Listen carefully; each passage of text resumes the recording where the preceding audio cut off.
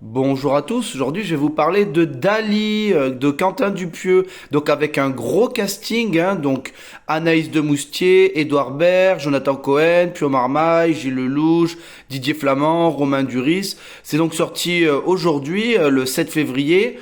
Alors ça parle de quoi? Dans le cadre d'un projet de documentaire, une journaliste française va rencontrer à plusieurs reprises Salvador Dali, qui est l'un des principaux représentants du surréalisme et l'un des plus célèbres peintres du XXe siècle.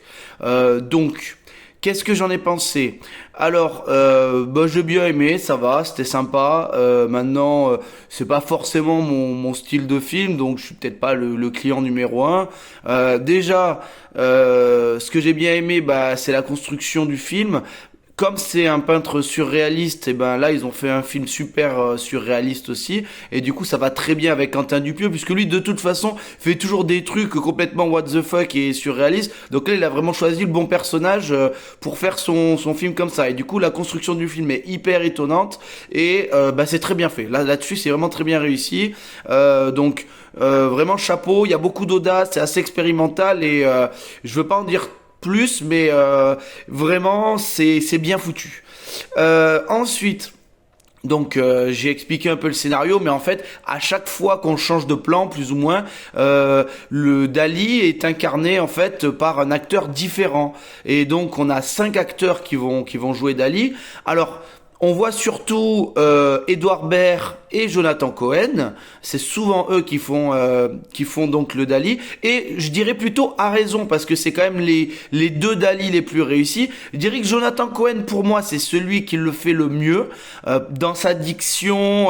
Il est pas trop dans la caricature. Je trouve qu'il le fait vraiment bien. Alors que bon, Édouard Baird il est vraiment dans la caricature pour le coup, mais il est plus drôle. Donc on va dire que ça compense un peu. Je dirais que je les mets un peu sur le. Voilà, ils le font à peu près aussi bien. Bon, Gilles Lelouch, pour moi. Et même Pio Marmaille, les deux en fait, on reconnaît leur timbre de voix et on les voit moins. Ils sont moins investis. Pour moi, ça le fait moins, beaucoup moins même. Par contre, celui qui joue le Dali vieux, Didier Flamand, le fait très bien.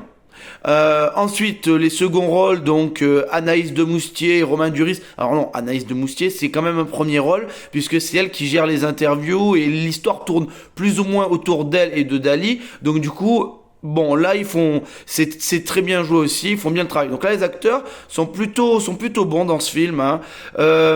Alors, moi, le petit reproche que j'ai à faire, et c'est un peu le reproche que je fais systématiquement au film de Quentin Dupieux, c'est que je trouve pas ça hyper drôle. Alors, on rigole de temps en temps, c'est très léger comme film, et ça passe très très bien. Le rythme est très très bon, mais on rigole pas énormément. Et moi, c'est ce qui me dérange un petit peu parce que bon, c'est peut-être parce que c'est trop loufoque, c'est burlesque, je sais pas exactement, mais c'est peut-être comme c'est un humour très particulier, c'est de l'absurde, voilà, c'est plutôt ça, de l'absurde.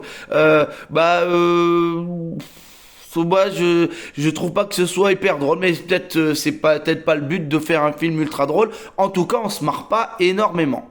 Donc c'est quand même pour moi un petit souci, c'est un peu voilà un souci qui revient souvent dans ces films. Moi je rigole pas énormément. Bon, euh, le film est accompagné d'une musique qui est quand même très agréable. Donc c'est plutôt un film réussi. Je dirais que c'est bien fait, mais peut-être un peu trop perché pour moi. Pour un film de Quentin Dupieux, je pense que c'est un des meilleurs avec le Yannick qui était sorti juste avant et il fait partie en tout cas des films qui m'ont le plus plu de lui. Donc pour moi c'est une réussite et puis après le succès de Yannick, c'était pas facile et je pense il a réussi son challenge, c'est-à-dire de refaire un bon film après une réussite. Et c'est pour toutes ces raisons que je vais mettre la note de 7 sur 10.